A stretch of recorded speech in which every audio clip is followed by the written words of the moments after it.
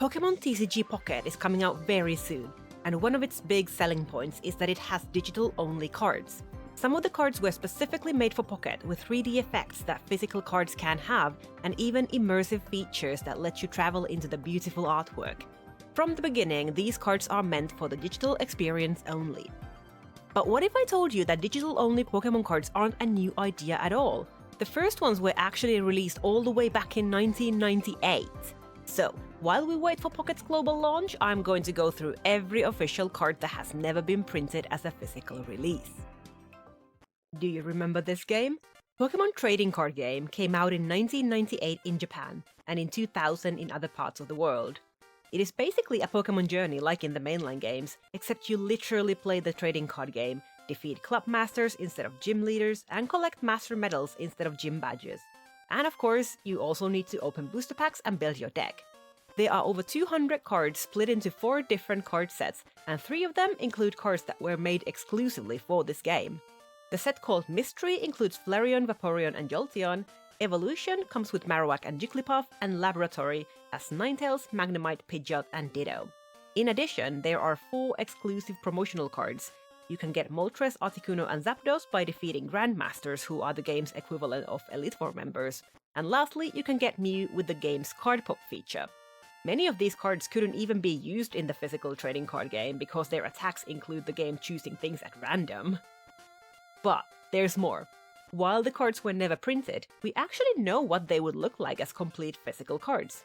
A TCG handbook called Pokémon Card Official Book 2000 included every single card released up until the release of Neo Genesis sets, and it also had full mock-ups of all the video game cards, with art by Ken Sugimori. These would look amazing in a binder, but unfortunately, that's never going to happen. The next digital cards came out only 3 years later. In 2001, trading card game actually had a sequel, The Invasion of Team GR, that was never released in English. In it, the player battles Team Great Rocket, who has kidnapped many of the club masters and tried to steal the legendary cards guarded by the Grandmasters. In addition to all the cards from the first game, over 200 new cards were added, mostly from the Team Rocket expansion and Japanese-only sources such as vending sheets and a starter set called Intro Pack. The cards are split into 7 expansion sets plus promotional cards, and the set called Team Rocket's Ambition includes 6 cards that are exclusive to this game. These are Dark Ninetales, Dark Starmie, Dark Marowak, Dark Haunter, Dark Gengar, and Dark Clefable. Unfortunately, these cards never received full mock-ups like the previous ones, so they will forever live as pixel art only. There are 3 more cards that can be truly considered digital only, and for them we need to go forward in time for over 20 years. In 2022, Pokémon announced its first ever Pokémon trading card game online illustration exhibition that displayed hundreds of cards in a special digital gallery. As a unique feature of the exhibition, the illustrator Takumi Wada, famous for his artwork for Legend of Zelda Skyward Sword and Breath of the Wild, designed 3 brand new cards that were revealed every 2 weeks after the start of the exhibition. Zacian was the first card published, first followed by Gardevoir, and finally by Dragonite.